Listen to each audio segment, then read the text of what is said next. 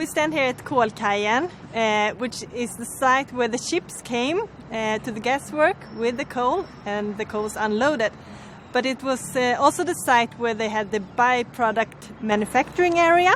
And when you create gas from coal, which they did until the 1970s, you get byproducts such as tar, ammonia, benzene. And during the years, these contaminants has leaked out to the environment, and therefore we need to remediate the soil and groundwater here. Because we have contaminants to great depth in all the soil profile, we use in-situ remediation instead of the traditional way of excavating the soil. And that's a very innovative way of remediate, and it saves us a lot of transports that we don't have to send the soil away to external landfills. When you do in-situ remediation, you have to have the long-term monitoring to be sure that you get the results that you want to achieve. But when it's all done and finished, it feels really good because you know you have done something good for the environment and the City of Stockholm and Stockholm Royal Seaport.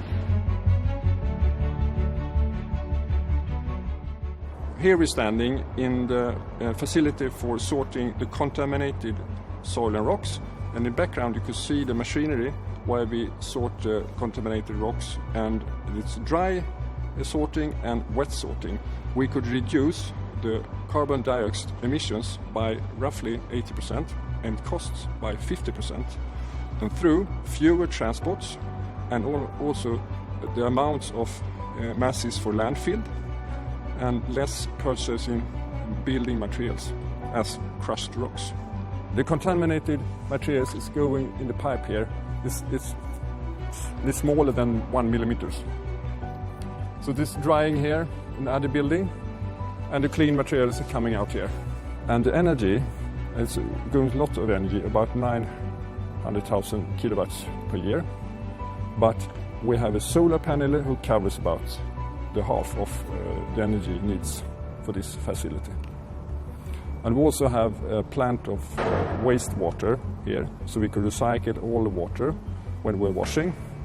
And we lose about 5 cubic meters water in an hour because the materials that come out, which is recycled, is wet. That's why we're losing the water. And otherwise, we recycle all the water and clean it. We are right now here at one of the areas in the Stockholm Royal Seaport where we had the former industrial activities connected to the gasworks. So we had this whole production line which were resulting into the gas production for the City of Stockholm. But it also led to a lot of byproducts which led to a high pollution of the area, of the soil and of the surrounding water. So to make it possible for residential buildings to be built, we remediated the land from the different pollutants, and now we have built for about 7,000 people in this area. The green and the blue structure in the public space plays a very important role for recreation, biological diversity and stormwater management. The parks are not just for recreation, to increase wealth and health-being. They also play a very important role in the stormwater management, as floods can be stored and delayed on that area too.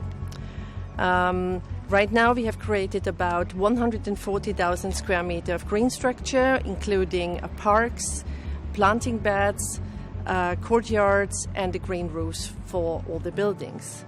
And those 140,000 square meters are corresponding to around 20 football fields.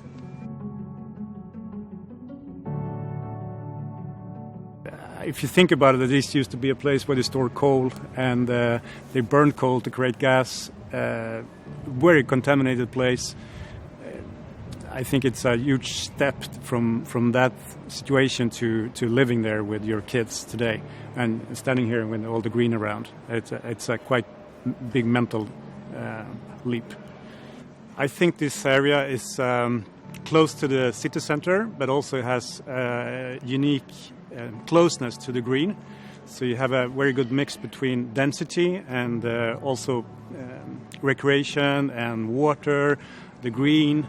As well, it's an excellent area, I think, for kids I have 2 daughters, and I think this area is very much planned from a kid's perspective.